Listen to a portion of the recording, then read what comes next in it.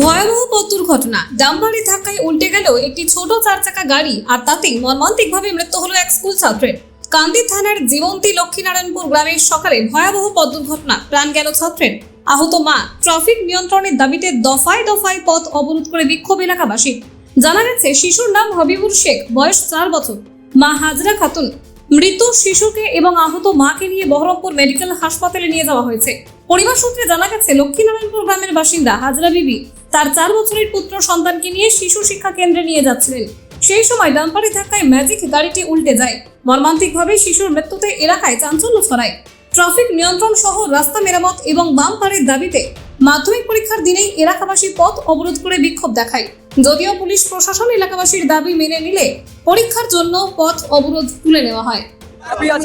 দাবি হচ্ছে ইমিডিয়েটলি রাস্তা ফুটপাথ তৈরি করতে হবে, 1 নম্বর। 2 নম্বর হচ্ছে প্রত্যেকটা গাড়ির নাম্বার প্লেট থাকতে হবে। 3 নম্বর হচ্ছে আমাদের জায়গায় জায়গায় সিসি ক্যামেরা দিয়ে রাখতে হবে, যাতে সেই সিসি ক্যামেরাতে যেন আমরা এইরকম দুর্ঘটনা ঘটলে আমরা বুঝতে পারি।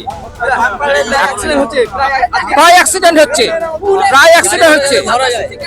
আর